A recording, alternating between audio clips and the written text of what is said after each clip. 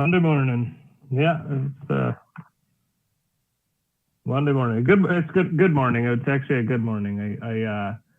School's going well today, so it's not a terrible thing. So it's been able to get some stuff done. Yeah. Yes, we are. We are virtual. Yeah. Yeah. It's I don't know. It's just it's a tough call. It still is a tough call. I just don't know. You know, it's kind of one of those perpetual not knowing if you're doing the right thing. You know, you're just constantly questioning yourself. And I feel though, as of last week, I got into a rhythm, so that was really helpful. You know, obviously, I've been like, my mindset in this whole entire thing is, okay, we got to find a rhythm. We got to find some kind of balance, you know, so that I can get my work done, the kids can get their work done, and we can all be happy and not kill each other. So up until this point, it's been extremely difficult. You know, I was talking to you about this earlier, you know, about I have to get up extremely early to get my work done on the front end and then do their work and then work at night to get the rest of my work done. But you started to just kind of listen and understand some things. Like my oldest, I mean, this was the key right here. I take away his cell phone during the day. I didn't even think about it, you know, up until last week, you know, because he's pretty self-reliant. But then he would come at me with like, "Hey, I can't get anything done. I'm falling behind. I don't know what I'm doing." And then, you know, you start putting two and two together, and it's like, okay, well, you're sitting on your phone. You know, you got to put that thing down. You can't have that at school, so why should you have it here? So I was like, man, that was just like a very click, you know, got it. So that's been kind of nice to get him taken care of. The other ones we're still kind of working through, but my middle son is actually at a friend's house today. She's also doing virtual learning, so they're doing co-virtual learning today. So yeah. Well, they miss their friends, and that's kind of you know, that's part of the whole entire conversation of like, you know, are we doing the right thing? So it's tough, but I don't know. I feel, you know, we got a letter yesterday that somebody in my oldest class is being tested for COVID. Somebody in their family has COVID, so that whole entire process is now starting with would be his class. Some kids are starting to come into virtual learning to quarantine, some are not. And so it's kind of, and that was the reason why we elected not to, is because we didn't want to go back and forth. So we wanted to stay one, you know, smooth or smoothish ship. So that's, I don't know. I just, every day is a new challenge. So we'll see what happens.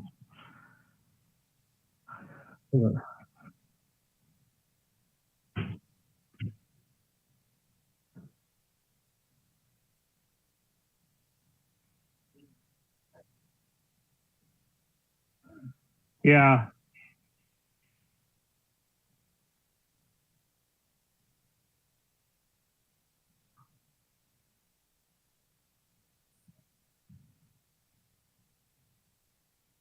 Yeah, it is. I saw you had there. I was reading an article about a hockey coach that had COVID really bad and was struggling for a couple months. Did you know that the hockey coach is the women's hockey high school hockey team? I can't think of his name. Yeah, here in town, I can't think of his name off the top of my head. But contracted COVID and was actually battling it for a couple months.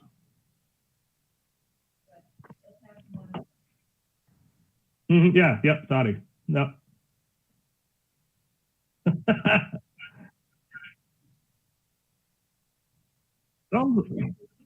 Sounds like it according to the article, yeah. But he was talking just kind of about the unpredictability of COVID and how you think it might just put you on the couch for a couple of days, but it could end up being a few weeks. So interesting. Yeah, interesting.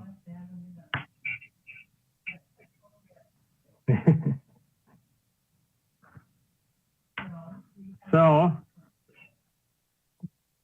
sure. We can read again the beginning, because this actually is going to play very well into what we're talking about today.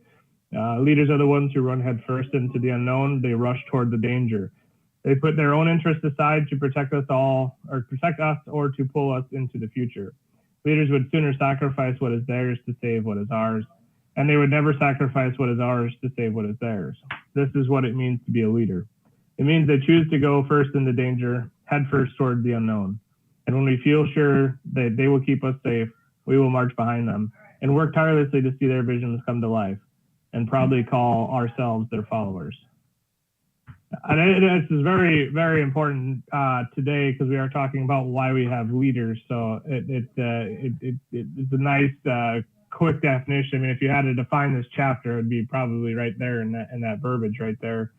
So on slide 4 here, why do we have leaders? It goes back to Simon's take on how we back in primitive times, back in Cro-Magnon man, we were hunters and gatherers, and the leaders were the ones who went out and hunted. Obviously they were the strongest, they were the most able-bodied, smartest, and so they went out and they hunted, and they brought back food. And how they decided who ate first was always kind of an interesting. The elders ate first, and then it was the sick, and then usually it was the hunters that ate last, because they were the leaders, but they were the most respected in the village. Fast forward now to today, our businesses are, and our work culture is kind of like tribes. We have leaders in our tribes. We have people who we feel go out and go hunting, that look out for the best interests of the group. And then you have those that are followers within the organization that, contribute, but they don't go out and lead. All are important, but you do have that.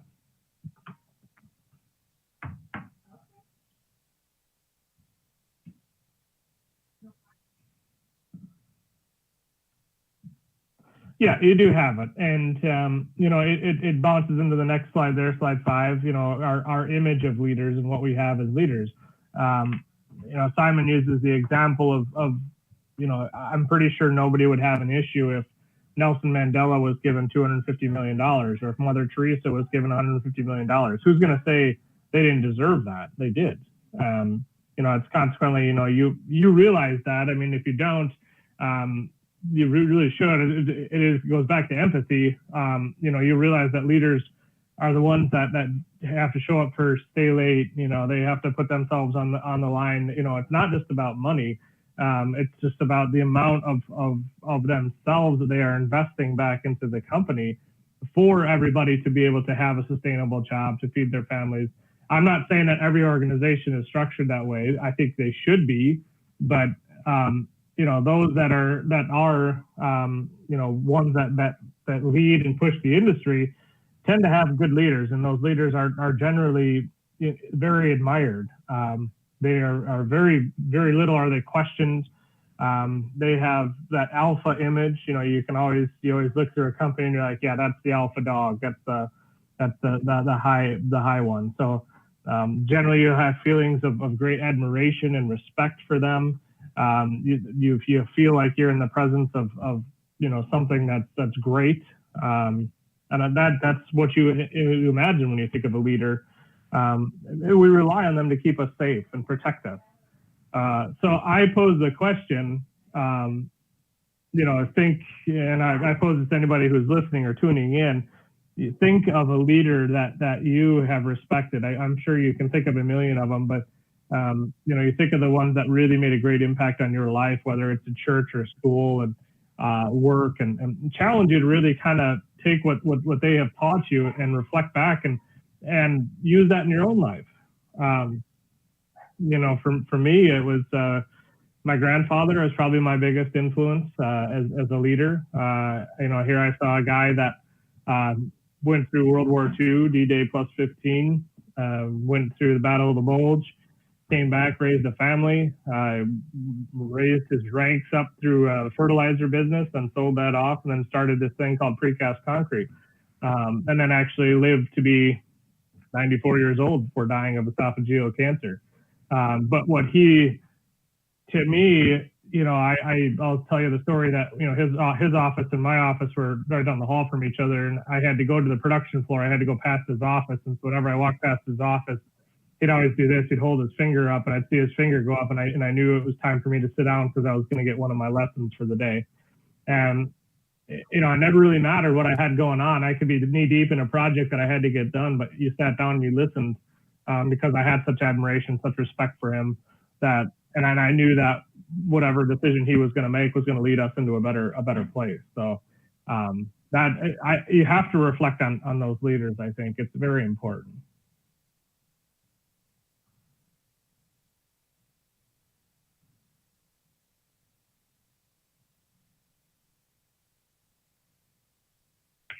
Mm-hmm.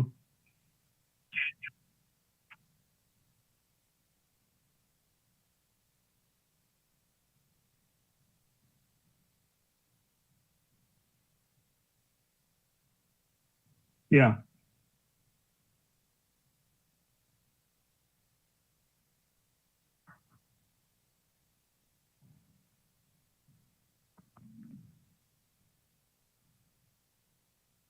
Mm-hmm. Mm-hmm.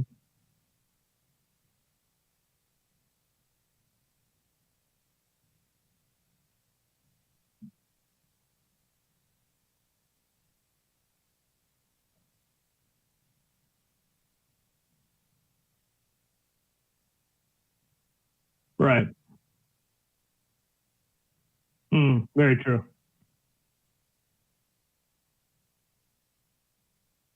Mm-hmm. Oftentimes you don't. Oftentimes I think you feel like you're just going through your day to day, and in the meantime, you are actually leading people. There are certain people that probably do look up to you. It's a hard thing to identify sometimes. So sorry, my son's phone's going off. Probably a good thing that I have it. Yeah. Did you have a leader that you really admired, looked up to? Sorry to put you on the spot.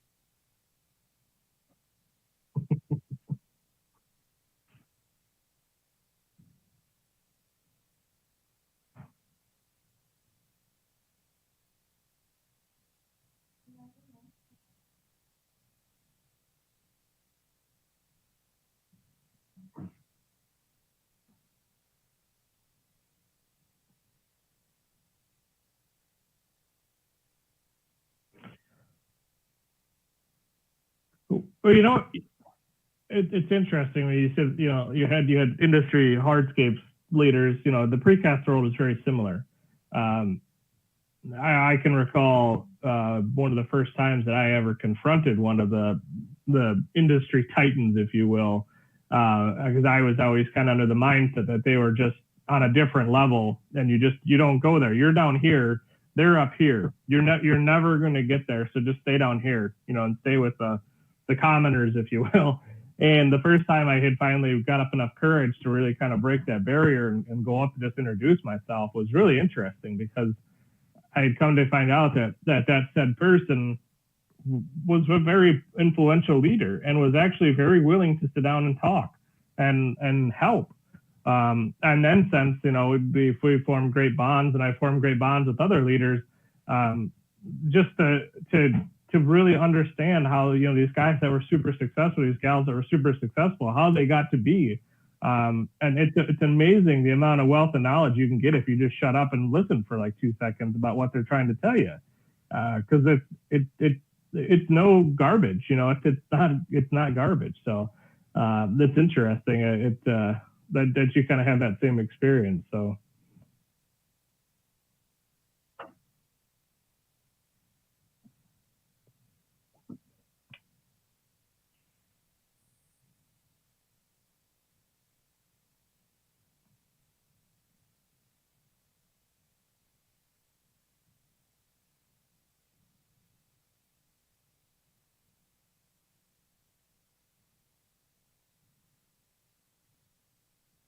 Mm-hmm.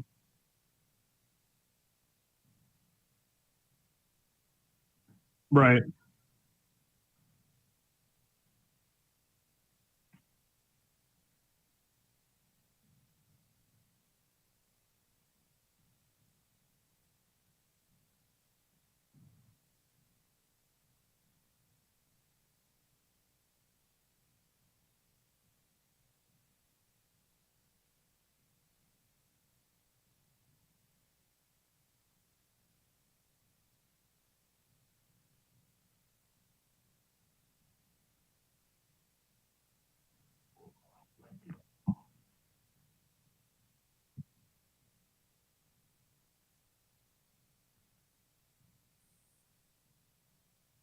Mm-hmm.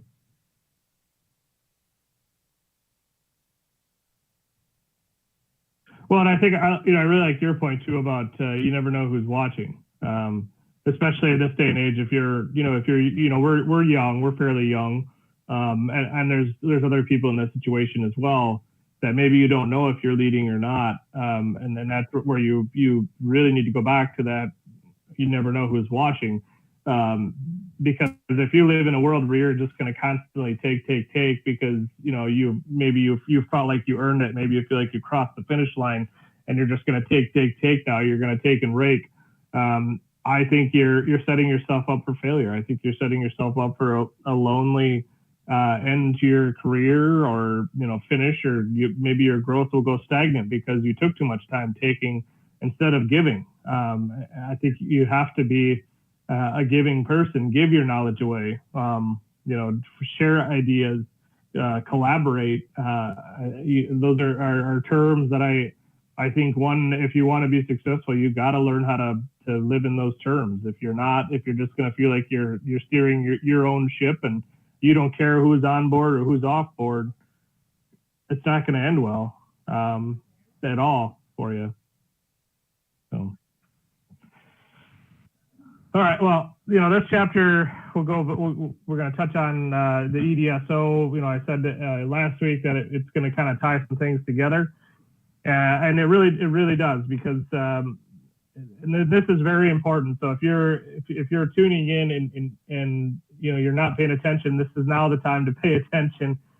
This is the one thing. This one page or one section of the chapter is probably the most important in the entire book.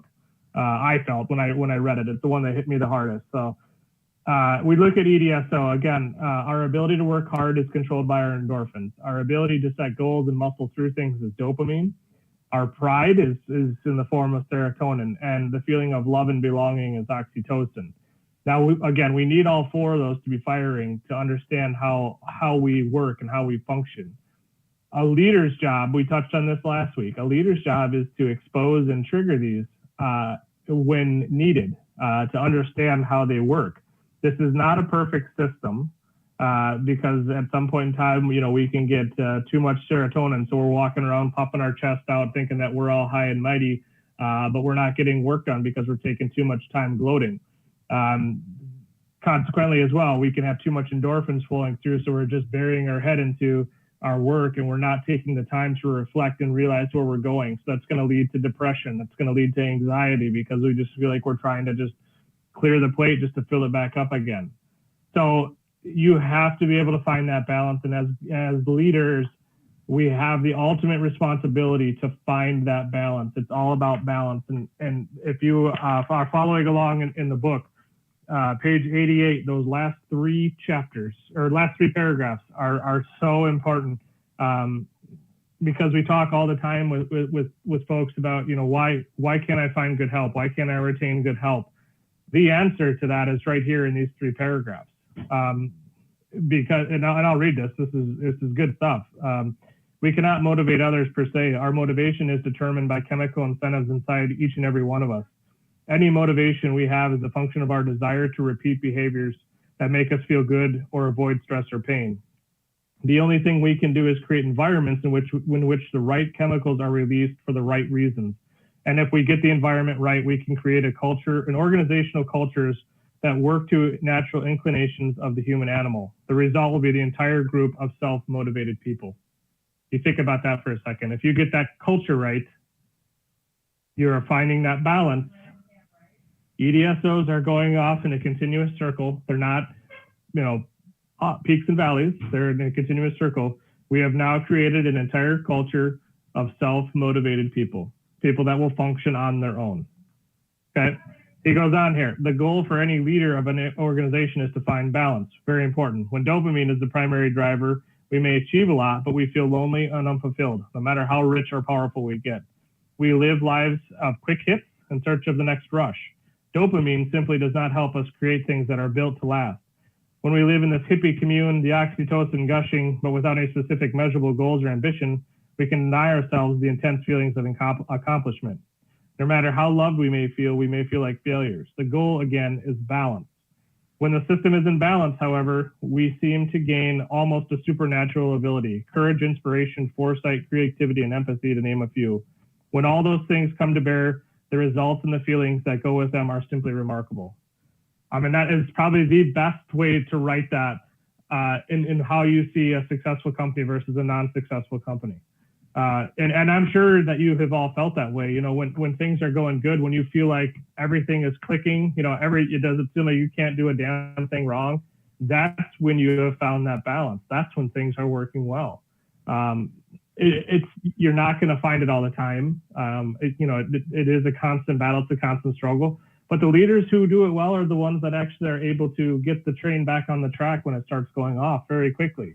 They're able to understand what's going on in people's minds. Now, this is talking about supernatural feelings and chemicals going off in a body. So I know it's very high level thought, but if you think about that for a second, and why you can't find or retain good people, it's because that we aren't. I think as a society we are not relating with those that are of today and helping them be motivated to get stuff done. And we simply just go back to, they just want to play video games for the rest of their life, or they want to sit on the couch and collect an unemployment check.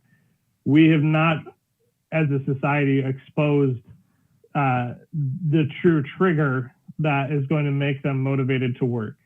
And I don't have that answer, but I continually search for that answer. I think it's different for every person. It involves changing the job structure, changing the hour structure, being flexible with your people.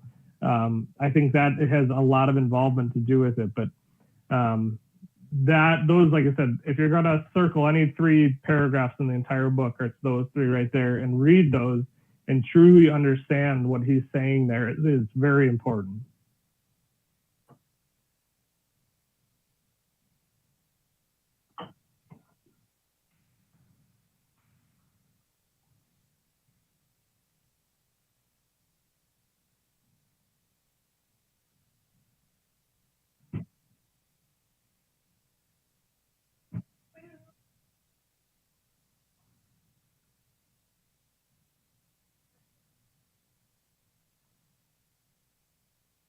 Mm-hmm.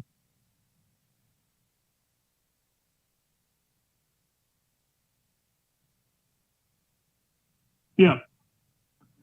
Yeah, exactly. And that's, like I said, those 3 paragraphs are the most important of the entire book. I feel there's a lot of good stuff in this book, but those 3 really, if you can understand that, and I'm not saying you just sit back at your desk and you watch your employees go by and like, he needs more endorphins, he needs more oxytocin.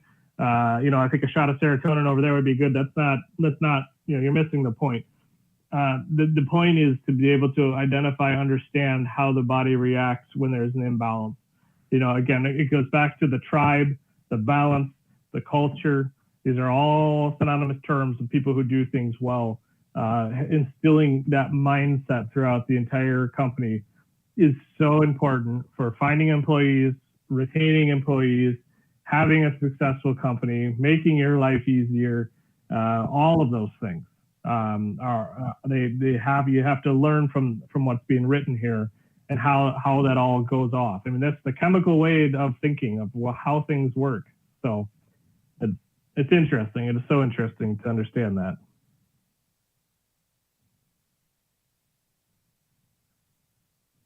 So I'm talked out. I'm actually talked out. This is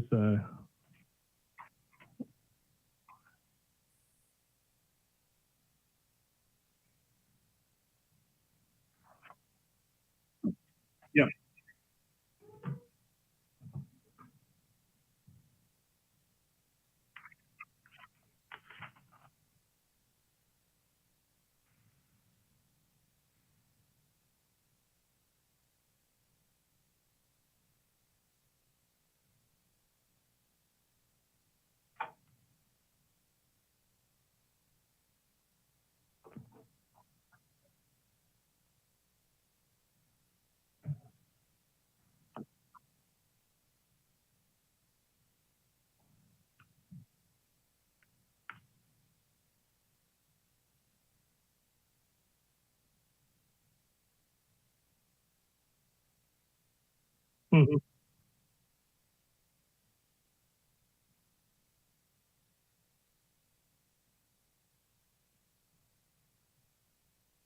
Mm.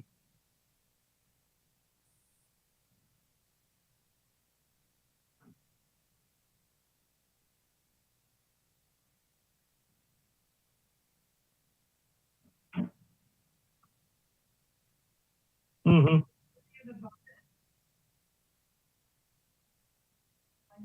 Right. Mhm.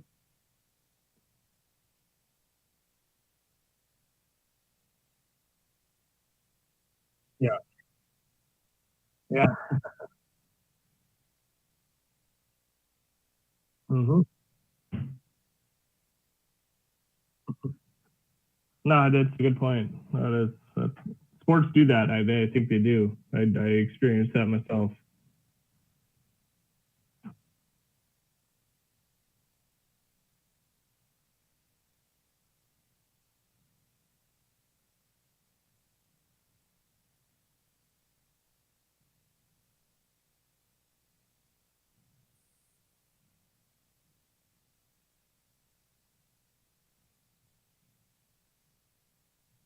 Mhm.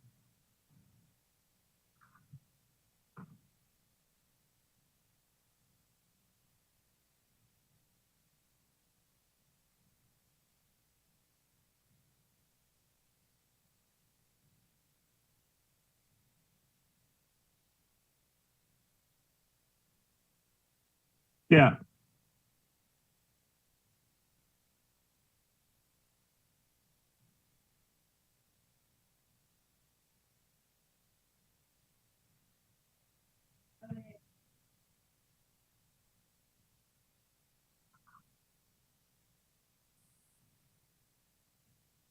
Yeah.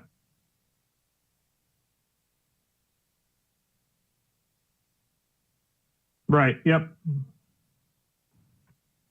Yeah. I think as long as you can continually get better and take the criticism along the way, and not be rejecting constructive criticism, I think you're in a good spot. I think you really set yourself up for success, and identifying the point when you start doing some of the teaching, again, giving back, I think is very important, very, very important.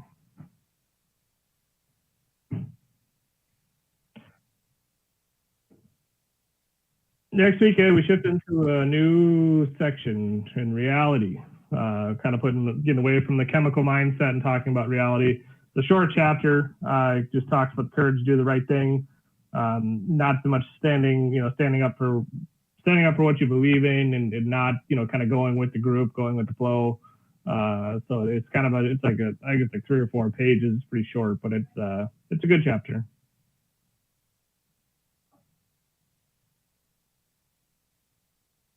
Yep, exactly.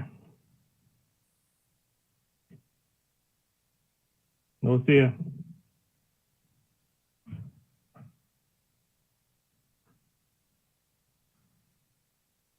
Mm-hmm.